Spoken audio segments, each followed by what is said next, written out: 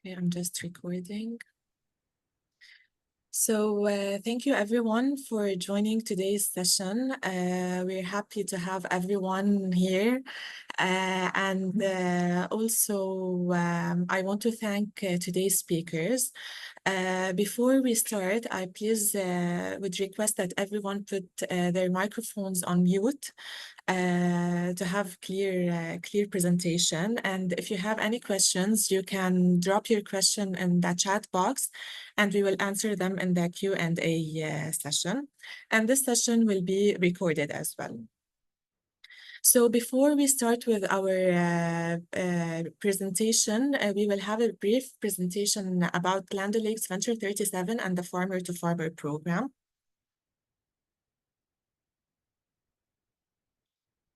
So Land O'Lakes Venture 37 is a nonprofit organization, and currently it's implementing projects in more than 40 countries in the world.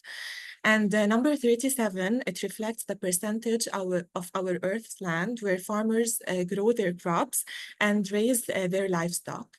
Since 2013 and funded by USAID, Venture 37 implemented several projects in Lebanon. We can state that Venture 37 started with the Farmer to Farmer MENA project in 2013, followed by the second phase of the Farmer to Farmer Food Safety and Quality in 2018 and LINK program. Also, we had the CD4 program in Lebanon that started in 2021 till 2024. And currently, we have two active programs, which is the new Farmer to Farmer Inclusive Food System programs that started in October 2023 and it will end in September 2028, and the newly awarded ELSA program. So Venture 37 is affiliated with Land O'Lakes, Inc., one of the biggest farmer-owned cooperatives in the United States, with diversified businesses, such as Winfield United, which is specialized in crop inputs and insights, Purina, which is specialized in animal nutrition, Land O'Lakes, Inc., which is specialized in dairy foods, and finally Triterra, which is specialized in environment and sustainability solutions. So now to talk more about the Farmer to Farmer program. The Farmer to Farmer program and Venture 37 is taking a food system approach that embraces the interrelated components of food production, processing, packaging, transporting, trade, marketing, consumption, and use, and operates within and influenced by social, political, economic, and environmental contexts. As we mentioned, the program time is 5 years that started in October 2023 till September 2028, and we are implementing this program in 3 countries, which is Egypt, Lebanon, and Rwanda. And we have the volunteer technical assistance approach. And currently, we are implementing the in-country assignments where US volunteer experts travel to these countries, to these 3 countries, and implement the assistance in-country. And we have another type, which is the paired model, where the US experts stay in the US. They give the assistance from the US in coordination with a local expert or local intern in the mentioned countries. So as we started the program, we have implemented a rapid sector assessment in each country. Following that, we started reaching out to Tier 1 host organizations, and by Tier 1, I mean the agribusinesses and processors, to assess and identify their needs. And these Tier 1 agribusinesses should be linked with Tier 2 businesses, which include distributors, retailers, producers, input suppliers, transporters, and aggregators. Also, one of the main components of the Farmer to Farmer program is partnering and supporting local support organizations, and this is the aim of our webinar today.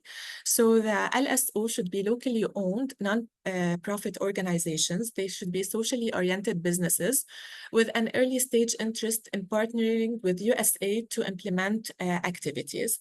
So the Farmer to Farmer aim to give focused trainings that will enable these LSOs to build their capacity to provide technical assistance and improve processes and policies to meet USAID award eligibility requirement. And in each country, we will be having 3 LSOs.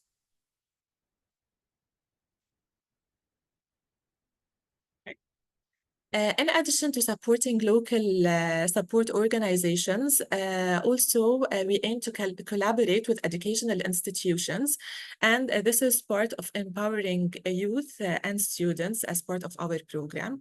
So we are partnering with Lebanese universities to train graduates either by theoretical and practical training, theoretical trainings through seminars and webinars, and practical trainings in which we are having an intern for each assignment that they are mentored directly by the F2F IFS volunteer experts. And this is implemented in the 3 countries, not only in Lebanon.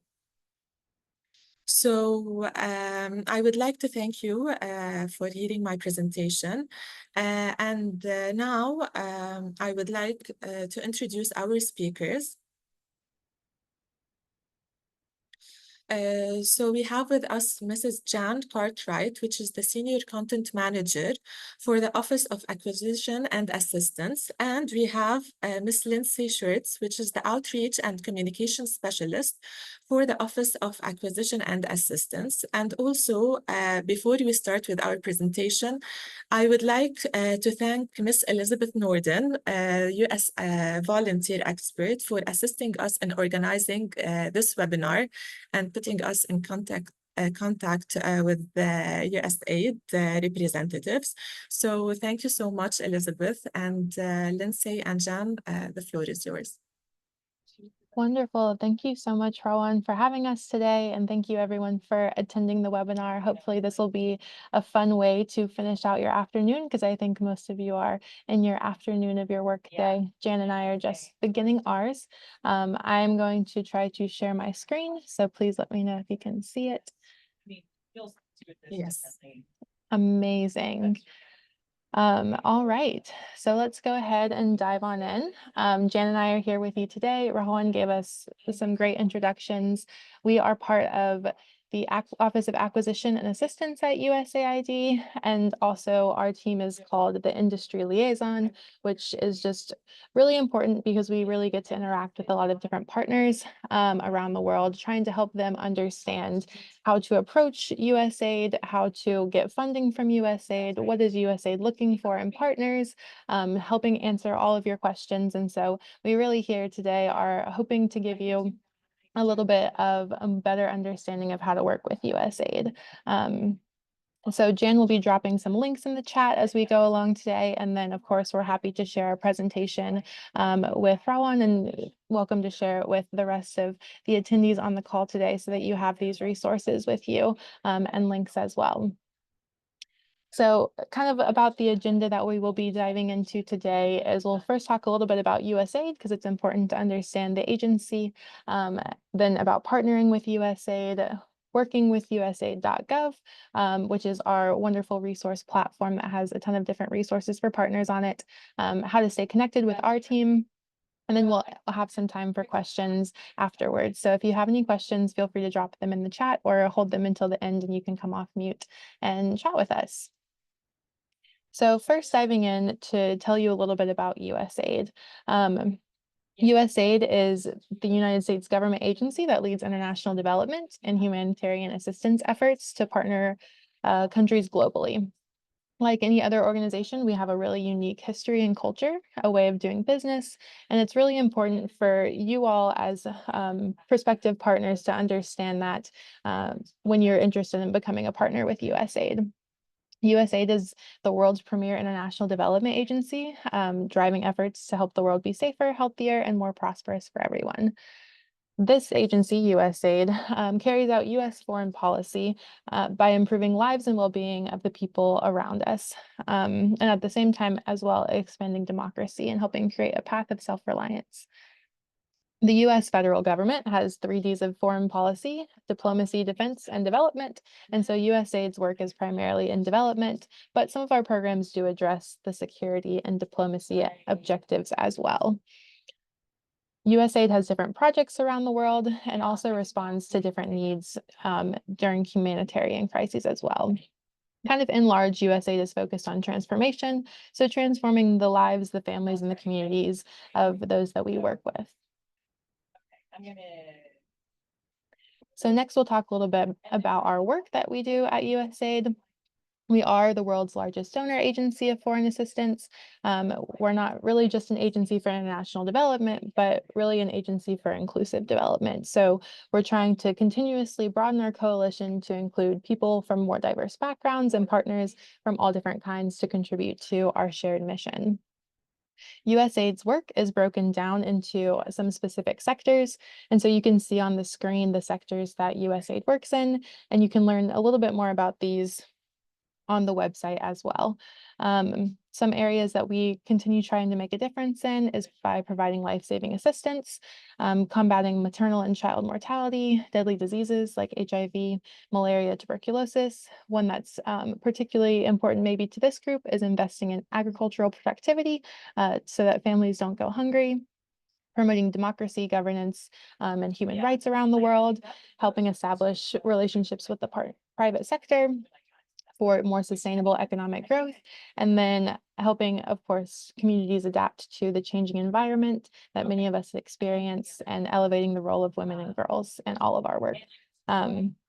So USAID has a couple agency-wide priorities that we are continuing to strive for, which is advancing diversity, equity, inclusion, and accessibility in our work, prioritizing locally led development and humanitarian assistance, engaging with the private sector, as well as elevating development diplomacy to help ensure that we are doing business well.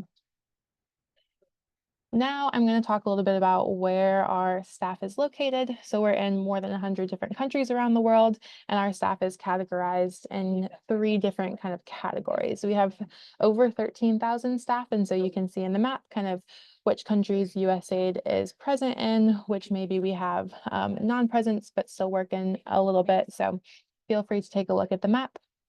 But our staff is broken down into 3 major categories: foreign service officers who are US citizens but work abroad at US embassies worldwide, and they generally rotate through different positions every 2 to 4 years. Then we have civil service employees who are US citizens who work for the government in Washington, D.C. or throughout the rest of the US. And then we have foreign service nationals who really make up the most of our staff, who work in our USAID global offices, but in their natives to their respective country that they work in. And so these foreign service nationals really are incredibly critical to our work because they know the culture context, they know the language in a lot of cases, and so we're really grateful for them. So you can kind of understand a little bit more of where we are. And it's important to note that if there's a country that you're interested in working in, then you understand our agency's priorities in that country to see if there's a sort of kind of alignment, which we'll talk about in a little bit. So next we will hop to how we fund our work. So we'll kind of have a quick overview of USAID's budgeting process. So USAID is funded by the American people, and it's through the US government system where the president proposes a budget and Congress decides the final budget for the federal government. And then USAID staff work with both Congress and our executive office of the president to determine our budget priorities that we have. So at the same time, USAID missions, which are our offices in all of the countries, develop country strategies to help identify specific programs and activities. These strategies are called Country Development Cooperation Strategies, or CDCS, and those priorities are identified by the missions and the offices. And then USAID will release Some other places around the world call them tenders. And partners have that opportunity to compete for the funding that goes out in a solicitation. So that's kind of how the funding works, and we will talk a little bit more about USAID funding in just a second. So there are a couple different kind of rules and regulations that guide what we do and some different kind of operating frameworks for our agency. We have a tool called the program cycle, which looks at how we link everything we do together from different policies to strategic planning, to project design, implementation, to monitoring and evaluation, and how we incorporate lessons learned back into our policies. So we have kind of like a global water strategy that helps us identify how we're going to implement water programs around the world. So different things like that. Then each mission, as I just mentioned, has a country development cooperation strategy, which I've actually pulled a couple of them to chat about today for you all. This is how USAID governs its work in the specific country that our staff is working in. And it's typically a 5-year strategy that outlines the goals in that country for specific technical areas. Then we have our automated directive system, or better known as the ADS, and this is USAID's operational policies and procedures. And as you learn about all of these different operating frameworks, it's really important that you kind of understand these so that you can tie them into any kind of request for proposal that you're responding to, or application, and incorporate those into the documents that you're preparing for the agency. And many of these resources I also want to highlight that you can access for free. So if anyone is asking you to pay for access to any of these, then that's not from us, and you shouldn't have to do that because many of them are on workwithusaid.gov or usaid.gov. So take advantage of those. And when we talk with partners, a lot of them say that these are really helpful to understand how your organization can add value to ours and ours to yours as well. So perfect. And then finally, before we dive into kind of partnering with us, I did pull the country development cooperation strategies for the countries represented here. So I think many of you are from Lebanon, and then we have some from Egypt and Rwanda as well.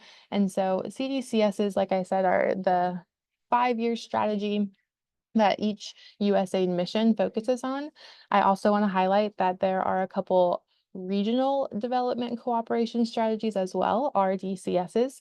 And so those are for specific regions. So if there's a country that you're looking for that maybe doesn't have its own, it could be tucked into a regional strategy. And most of these CDCSs and RDCSs outline different development objectives that USAID is hoping to accomplish in a specific country or a specific region. So you can see here, I've pulled out a couple of the different development objectives for each of the CDCSs in each of these countries, and you can see how they differ a little bit. And then after the development objectives in the strategy as well, you can break it down even more into intermediate results. So we call those IRs. The government loves their acronyms, so try to get acquainted with some of the acronyms that we have. And then that will kind of help you understand the development objectives, which are a little bit more broad, even more. And so these strategies may not necessarily tell you in detail how USAID wants to achieve these goals and objectives. And so that's where really our relationships with our partners come in, is saying, okay, this is our plan to achieve this development objective. This is the alignment that we have. We're interested in working with the private sector maybe, or our organization works in education, or we are interested in working in health. So you try to dive into some of these strategies, which you can find really if you just Google CDCS for Lebanon, and that should pop up and take you to the webpage. But we're happy to send around those links to those directly. So that was a little bit about USAID. Now I will turn it over to Jan to kind of let you know a little bit about how partnering with us works. And let me find my mute button. Thanks, Lindsay. Can everyone hear me all right? Great. Yes, Well, we are it's really you. nice to be with you all today. And I'd like to tell you a little bit more about how you can approach partnering with USAID. So USAID partners with a whole variety of organizations around the world, both US organizations and non-US organizations. And today we have around 4,000 partners around the world. We're passionate about tapping into the expertise and resources of a whole diverse array of organizations across the public, private, and nonprofit sectors so that we can find groundbreaking solutions to development challenges. USAID partners with each of these types of organizations that you see listed here on the screen, from non-governmental organizations to private sector organizations to faith-based groups and lots more. So as Lindsay will show you later, even if your organization has never worked with USAID, you can still register as a potential partner in our Work with USAID.gov partner directory, and this will help your organization be on USAID's radar when there are opportunities in your country or sector. So looking at USAID's funding, the majority of USAID's funds are awarded competitively through contracts, grants, or cooperative agreements. And I'll tell you a little bit about each of those. So for acquisition, USAID utilizes contracts to purchase services and goods from parties that are usually US-based or locally based firms to implement their programs that are directed by USAID. All federal acquisition opportunities are posted to a website called sam.gov. And for assistance, USAID utilizes grants and cooperative agreements where partners work with USAID, again, in a way that is, they're provided funding through those grants and cooperative agreements. In the case of grants, USAID provides funds to a responsible grantee to implement a program with little direct involvement through the life of the program. But in the case of cooperative agreements, USAID works more closely with that partner and has a more substantial involvement and contact with the partner during that project. So both grants and cooperative agreements are posted to grants.gov. So if you're looking for those types of opportunities, that's where you would go. But we've tried to make it simpler for our partners around the world, and we've pulled all of the contracts, grants, and cooperative agreements into one place on the workwithusaid.gov website. We call it our funding feed, and Lindsay will show you where that is later in the presentation. But we've tried to gather everything in one place to make it easier for you all to find. So moving on, there's a really useful tool that we have called USAID's Business Forecast. And this is a resource for anyone who is interested in working with USAID. Given that the agency works in more than 80 countries, it can be challenging for small or newer organizations to stay on top of upcoming opportunities.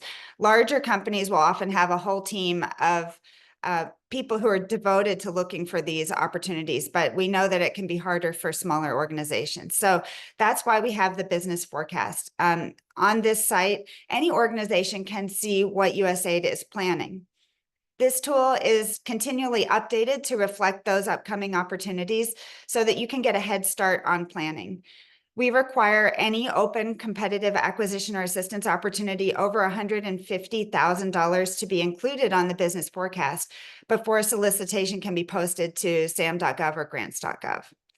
For those awards that are smaller than $150,000, we still do encourage our bureaus, missions, and offices to include the information in the business forecast for transparency.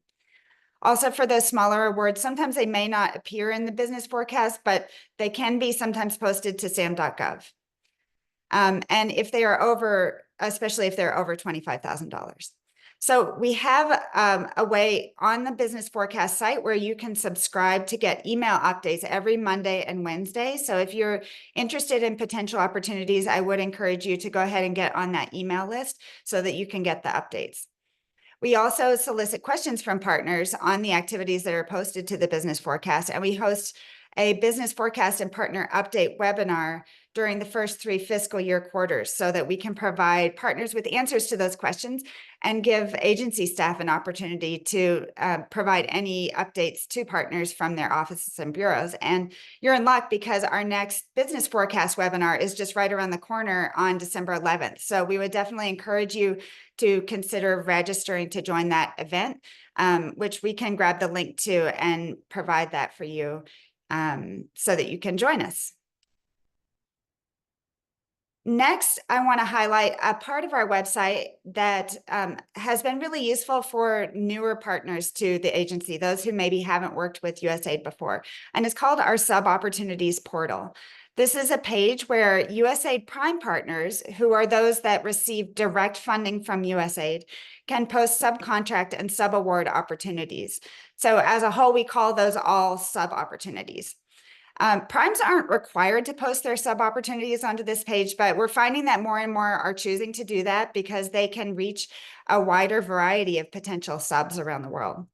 And sub opportunities can be a great way to learn about USAID partnership and can be sometimes a good first step for organizations that want to compete for Prime awards in the future. So I definitely encourage you to check out this part of the website and see if there are any sub opportunities that are relevant to you. You can filter by country and sector. Next, there are a few additional partnership programs that I wanted to highlight. Most of our funding opportunities, like I said, are posted to sam.gov or grants.gov, but there are a few other ways that are important to know about when you're thinking about partnering with the agency. So one is called DIV for short, the Development Innovation Ventures Program. And this is an open innovation program that funds solutions that demonstrate evidence of impact, cost effectiveness, and scalability. So if that might apply to you, I definitely encourage you to check out this program, which accepts applications on a rolling basis. There's also a program called the EDGE Fund, which draws on market-based approaches and business models to catalyze markets and address development challenges sustainably and at scale. So that's another program that you might want to check out. And it's just one example of how USAID prioritizes pursuing those market-based approaches and investment across all the areas that we work in. And finally, we have USAID's American Schools and Hospitals Abroad initiative, which provides assistance to overseas schools, libraries, hospital centers, and centers of excellence to highlight American ideas and practices and provide life-saving support from the American people.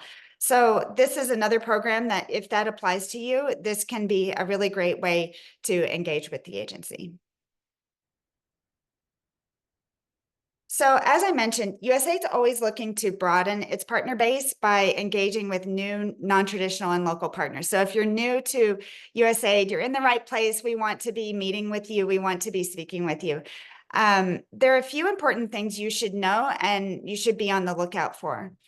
First, RFIs, which stands for Request for Information, Sources Sought Notices, and Draft Scopes of Work. So these are issued when USAID is reaching out to kind of assess the partner landscape. And these are great opportunities to introduce your organization and capabilities. So if you are new to USAID partnership, be on the lookout for these and try to respond to them, because you'll get on the radar of the local mission and you can start a conversation that way.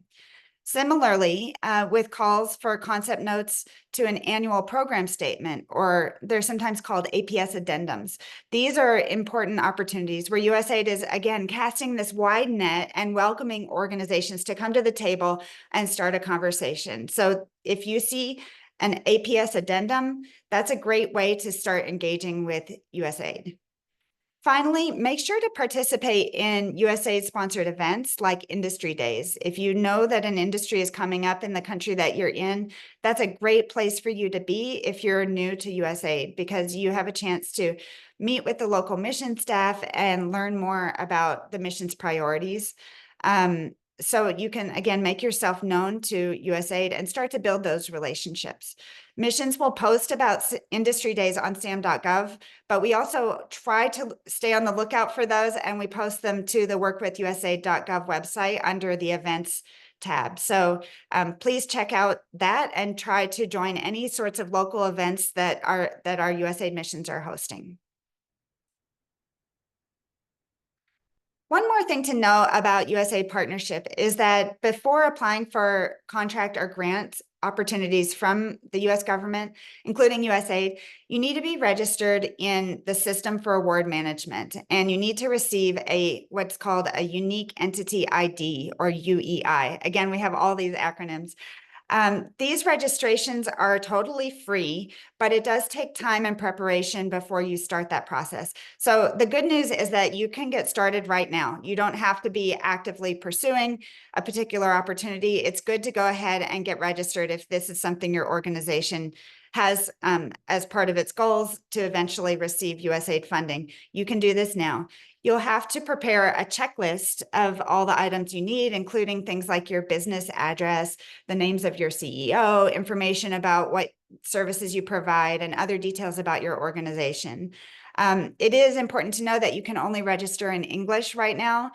This is not a system that USAID owns and operates. It's operated by another part of the government. So we do our best to help partners get through it. And we know it can be a challenge. And that's one reason we encourage people to start it early so that you have time to work through those things. In general, it can take around a few hours to complete, but sometimes people run into little problems and they do need some help from the SAM help desk. So it's good to go ahead and get started. If you are considering seeking contracts, you'll also need what's called an NCAGE code. But if you're only seeking assistance, which again is grants and cooperative agreements, then there were some recent changes and the NCAGE code is no longer required for those organizations only seeking assistance. So if you're interested in more information about this registration process, we've really tried to do our best to provide that to partners. We know it can be a challenge. So we have a training module about how to register on our website. And we also have a variety of videos, including some very recent ones that we posted to our YouTube page. Many of these resources are translated. If you speak Spanish, French, or Arabic, you can view these resources in your language.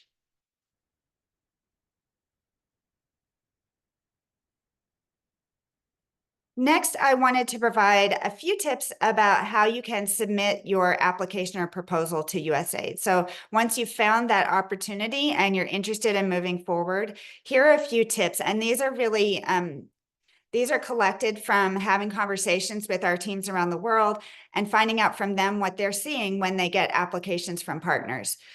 So the first tip is really to just read the entire solicitation carefully. You'll find that all the instructions and eligibility requirements are provided within that solicitation. And if you do have questions, there's always an open question period where you can submit those questions in writing. Before asking questions and submitting, though, make sure that you follow the instructions that are outlined in the solicitation, because the number one issue that we see and that we've heard from our agreement officers and contracting officers around the world is that those submitting applications and proposals aren't following the instructions. So that's a really easy thing that you can do to clear that bar. Just follow the instructions that are outlined. Sometimes they're very simple instructions about page limits, about even like fonts and margins, things like that. Very basic. So follow those instructions for sure and make sure to get your applications in on time by the deadline. Those are very critical to that first step of just clearing that one bar. It's also important that you create a strong proposal, and that can be done in a whole variety of ways. But you need to demonstrate your technical expertise. So you can highlight your past performance. This is important for USAID when looking at who it might want to partner with in the future. Have they done this work before? And also the personnel that you're planning to assign to work on that project or activity. When evaluating proposals, USAID is really looking to see which organization will be able to successfully implement the project. And oftentimes, we've noticed in the applications and proposals we receive that organizations will talk in broad generalities and just kind of assume that USAID knows, or that it can, that they can figure out what the organization might be able to do. But please, when you're crafting your proposal or application, don't make assumptions about what you think USAID might understand. So be very specific as possible, and speak exactly to that expertise that you have in that particular area. If you're new to working with USAID, you can consider partnering with an organization that already is working with USAID, and that can also help. Finally, you should also know that USAID has an Office of small and disadvantaged business utilization that provides mentoring to small US businesses. So that may not apply here, but it's good to know. And you can find a whole list of USAID's partners on a site called usaspending.gov. So if you're interested in doing some research to find out who has current awards, you can go to that site and search by country and find who is holding those current awards. And with that, I will pass it back over to Lindsay to walk you through some of the features of the Work with USAID.gov platform.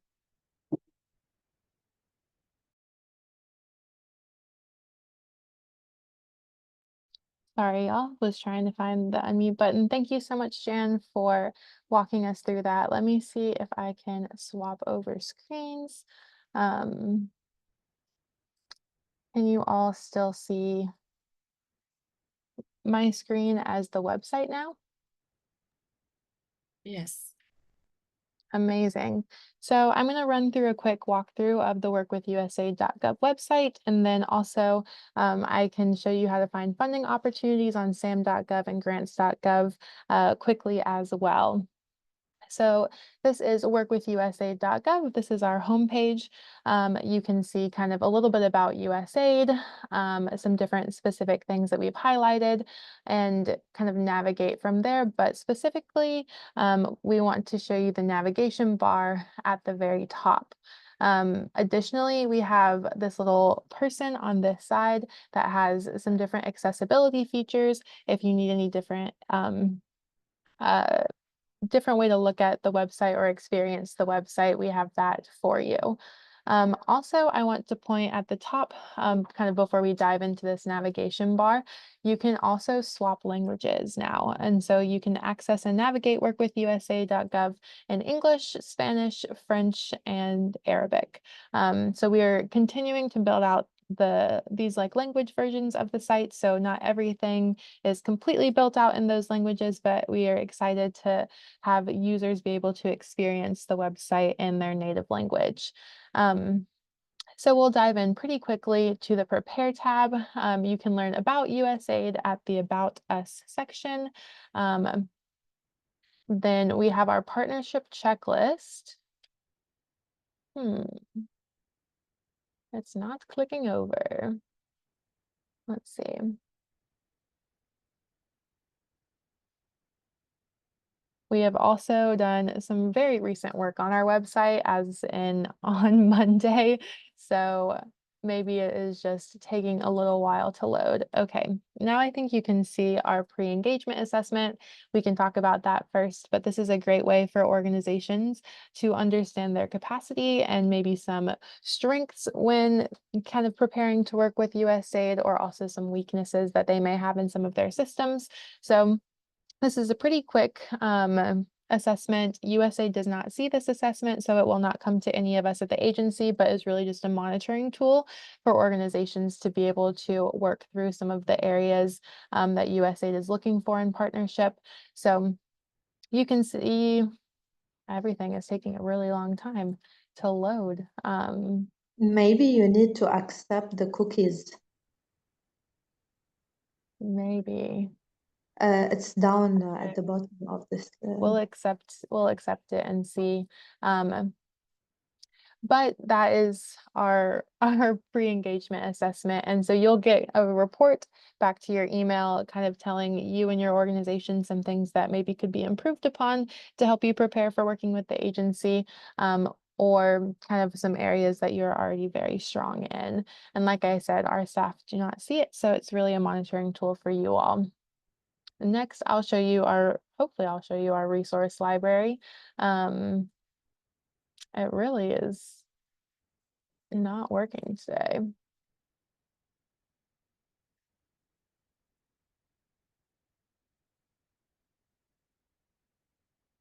I'm sorry, everyone. This is acting kind of funny. Okay, here's our resource library. I think you all can see it. So this is where we house a bunch of different resources for working with USAID. We have resources in a handful of different languages, so you can filter by language over here on the left. We have a couple of our ADS chapters, like we talked about earlier, translated. And then you can also filter based on different content types. So do you want a document? Do you want a training? Do you want a video? As well as categories. Is there a specific topic that you're interested that you want to see? Maybe different ADS policies, or learning about co-creation, which is how USAID works with organizations to kind of bring solutions to some of the problems that we're looking at. So this is a great resource. You can also just search a keyword in the search bar as well. So that's our resource library.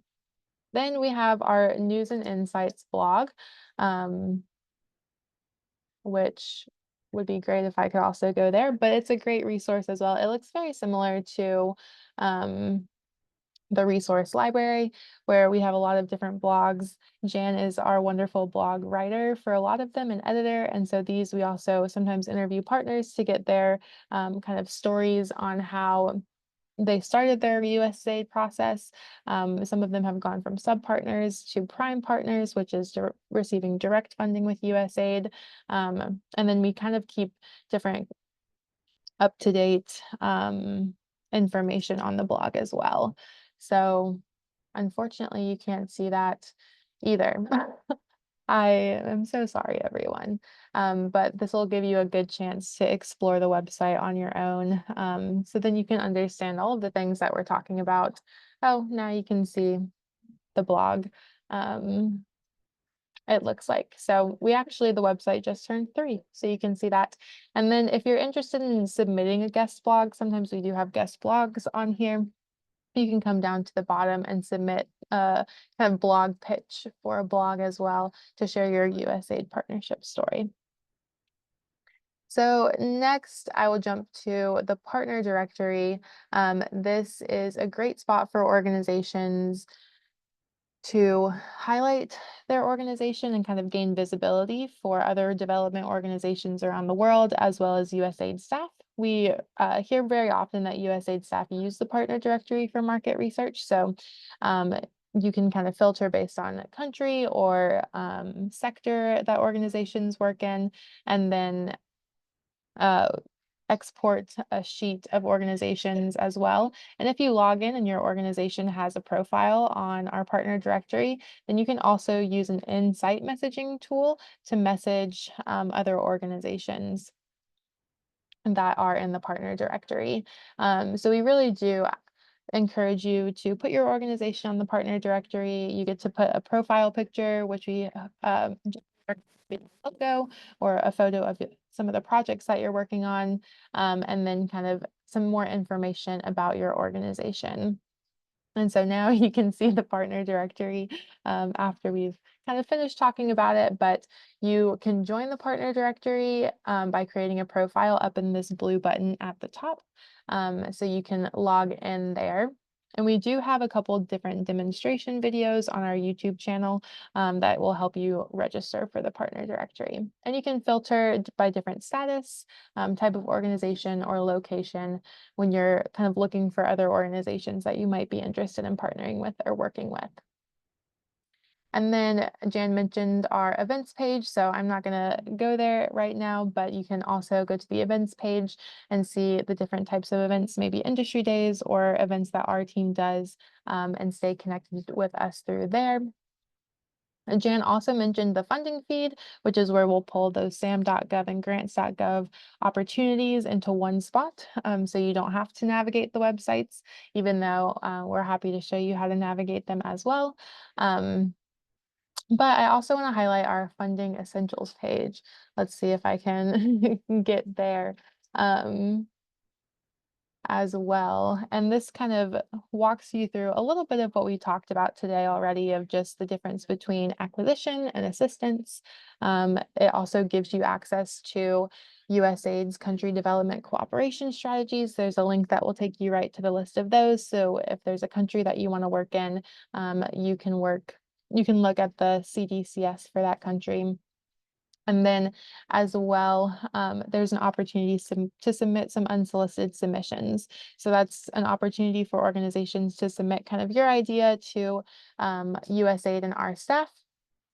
And you could just kind of submit a short concept, kind of pitch of your idea, and we will forward those on to the correct missions and offices. So you can see a little bit of the CDCS is right here, as well as the unsolicited submissions portal. And the business forecast, you can get to the funding feed. So this is a great spot to start with all of your funding needs.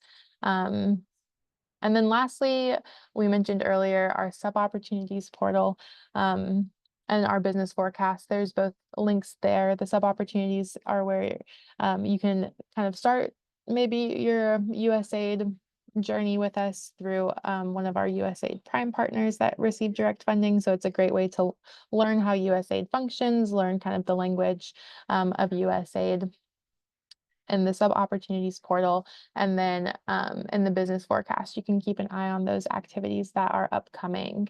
Then finally, we just have our corporate partners portal. So if you're a business or kind of in the market, you can go to there. Okay, I think because of our website's slowness today, I will probably end the website walkthrough there. Rowan, do you want me to show folks how to walk through SAM.gov and grants.gov to find opportunities? I know we had talked about that a little while ago, but I know we only have about 8 minutes, so I want to make sure we have time for questions too. I think so many people are registered, but if we can show them the website and some tips, and if anyone has further questions, we can assist them later on. Perfect. Let's see. Can you see the SAM.gov screen now? Perfect. So this is what SAM.gov looks like. This is what Jan was talking about, where you can find different requests for proposals, more of the acquisition side, those contracts that USAID has. Very quickly, you can hit the search feature. This one's working much quicker. And then you type in 072, and that is the code for USAID is 072. And you click on that and you can see all of the opportunities that USAID has out and available that are open for solicitations. There are a couple keywords. So like if it's a USPSC, that's a job. So there are some jobs, and like Jan mentioned, there might be some events mixed in, but generally you're looking for requests for proposals here. So you can see like these two, if you click into one of them, and then you see it is a request for proposal, or maybe this one's a pre-solicitation. So, and then generally there's an attachment here with all the information you need. Now jumping over to the assistance side, just to show you what grants.gov looks like, is this one. Then you also come to search grants. You can scroll down, and this one, USAID, is just right at the top of the list for the agency. And so you just hit USAID and it will pop up with all of the opportunities that are grants or cooperative agreements for USAID. So this one is a little bit more concise. All of these are open opportunities that you should be able to apply to, or I guess forecasted opportunities. Some of them you can see this is an APS, which Jan talked about earlier, those annual program statements. So you can read about that for localization in Nepal. Also, there's sometimes they'll put some of those requests for information on these sites as well to help your organization be able to respond to that. But those are both of those websites. Then we have a couple different kind of actions that you all can take with us. Can you see the screen of the presentation now? Yes. Amazing. But without the 10 actions. Perfect. Let's walk through the 10 actions quickly, and then we'll take some questions. So one, download the partnership checklist. A lot of these actions will be on workwithusaid.gov. So especially because our walkthrough was not as seamless as it normally is today, which I apologize for, would definitely recommend you visiting and exploring workwithusaid.gov. Next, join the partnership directory. Get your organizations presented on there so that USAID and other organizations can find your organization. Next, take the pre-engagement assessment to understand your organization's capabilities that you have in working with USAID, but also maybe some areas that your systems can be improved a little bit. Next, you can build your capacity through our resource library. Like I showed you, you can hit search and type in a keyword search, or you can use some filtering as well. Also access those languages or resources in different languages. Next, you can attend partnership events like this. So you have done a great job by already checking this one off the list. So we're excited to have you today, but just keep a tab on our team and how to stay connected at other events. Next, we would recommend checking the funding opportunities page as well as the funding feed and the business forecast pretty much daily. We know many partners who at least spend a little bit of their time each day checking to see what new opportunities are out there and available for USAID. Also, just continue keeping up with our blog. We try to produce really great content there, some exciting stories, as well as some really helpful tips for partners from other partner organizations that have gone along their USAID journey too. Next, I would really recommend joining the Work with USAID LinkedIn group. This is probably where you get the most up-to-date information from our team. Our team posts there multiple times a day, every day, with different funding opportunities that are announced, as well as events, as well as big things happening within our office at the agency. So I think this past year recently hit over 1 million followers on our LinkedIn page. So join us there to get kind of the most up-to-date information from our team. And you'll see my face and Jan's face pop up pretty frequently posting, so you at least will know us. Next, we have a monthly newsletter, so you can subscribe to our monthly newsletter. We can drop the link to that in the chat as well, and then you'll get kind of just more broad updates from our office each month.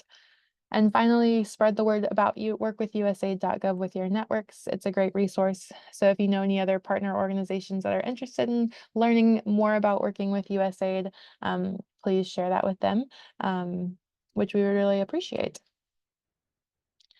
And then finally, we have a couple different Arabic language resources. So like we said, you can access the website in Arabic now.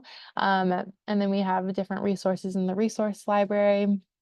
We have resources on how to register in SAM.gov because we know that system, even though it's still only available in English, it can maybe be better to understand in your own language as you try to figure out how to navigate that one.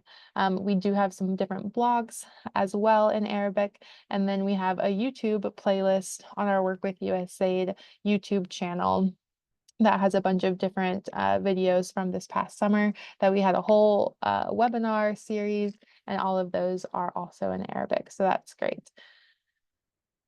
So finally, just our doors open. Our team, like we said earlier, is the industry liaison for the agency. So you can contact us at our email here, industryliaison@usaid.gov. We're happy to answer any questions that you have pretty quickly.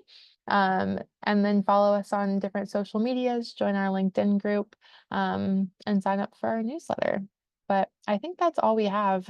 I know we spent kind of most of our time today, but I think Jen and I can stay on for a little bit longer if there are any questions that folks would like answered. And just thank you so much for your time.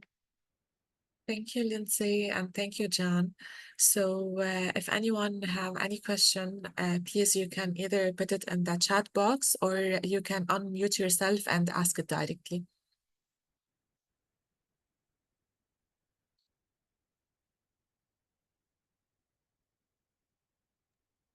Can I say something, Rowan? I was saying if anyone have any question, you can either drop it in the chat box or you can ask it directly by unmuting yourself. Okay, great. Thank you. Thank you.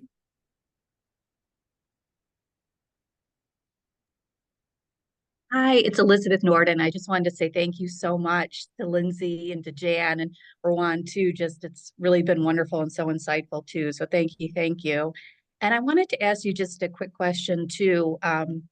I know you mentioned in the blog post that there are some stories about how some organizations went from a sub awardee to a prime awardee. And I was wondering if there's any, maybe too general of a question, but any recommendations or tips or kind of anecdotal stories that you know of that kind of took people to that next level of being a prime?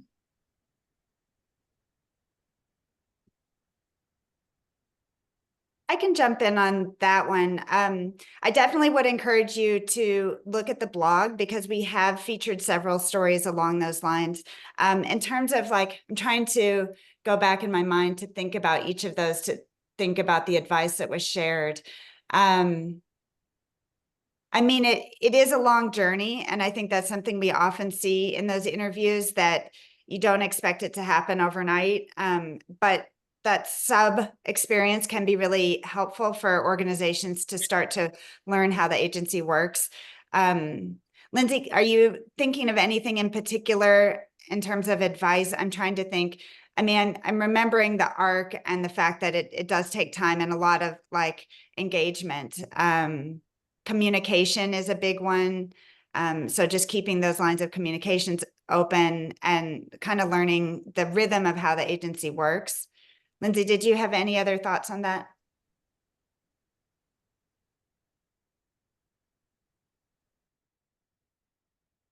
Sorry, I lost the audio button again. But yeah, I think like Jan said, it's good to get the experience of dipping your toes in with the agency and learning from those prime partners.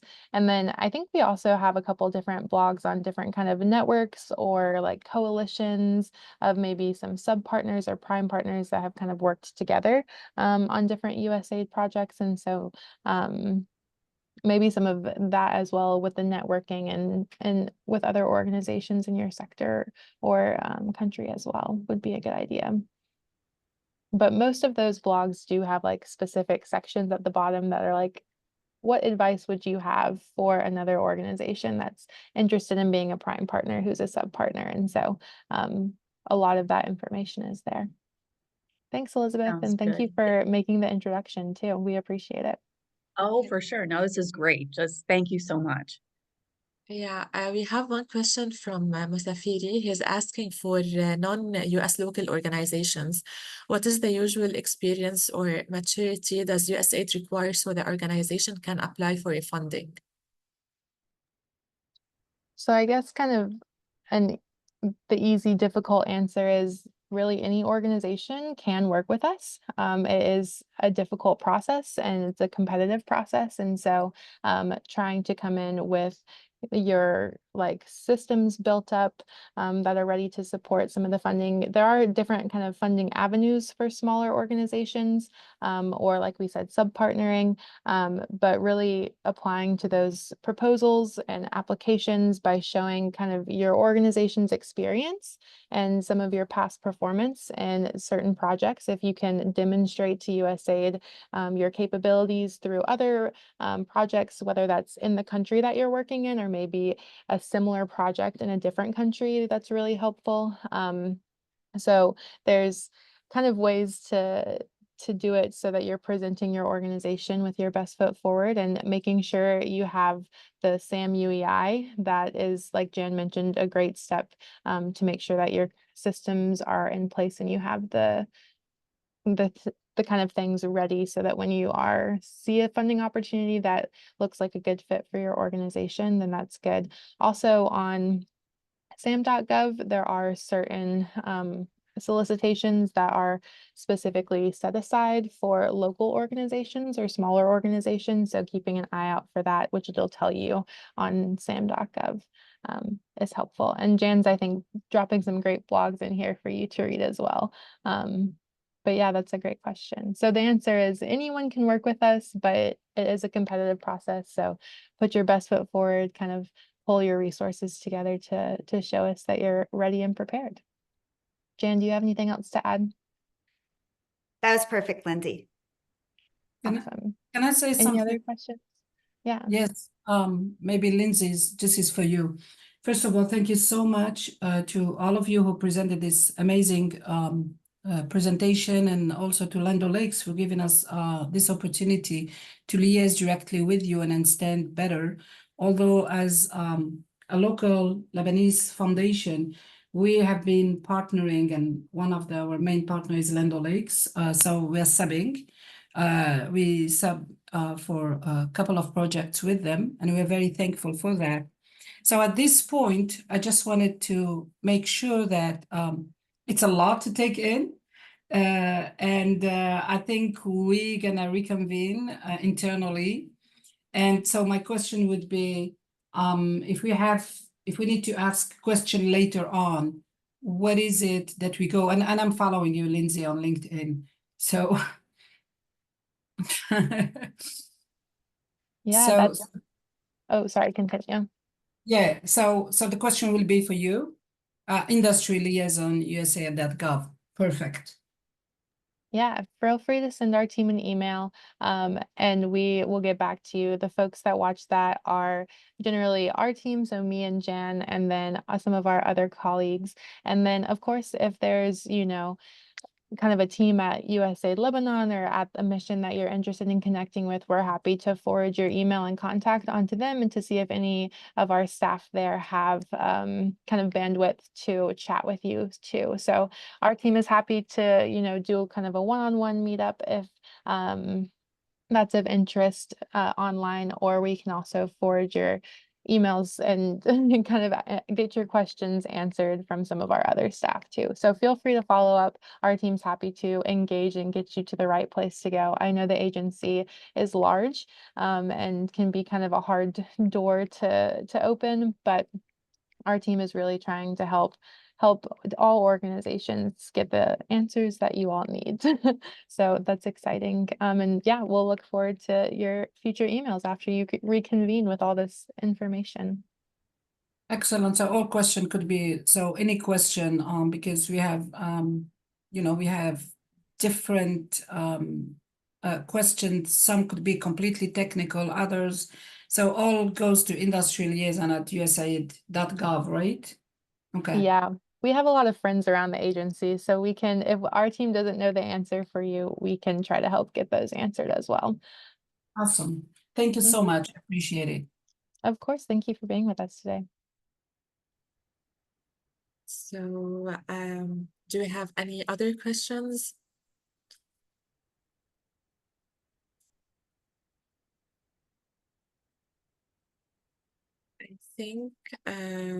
I think we're done for today. Thank you so much, Lindsay. Thank you so much, Jan, for today's presentation.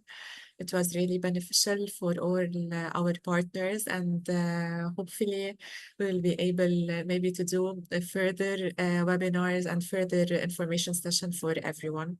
Thank you everyone for attending, and have a great evening. Thank you. Thank you so much, everyone. Thank you Bye-bye. all. Bye-bye. Thank you. Thank you so much, Bye-bye. Linda. Thanks. Bye-bye. Thank you. Thank you, everyone.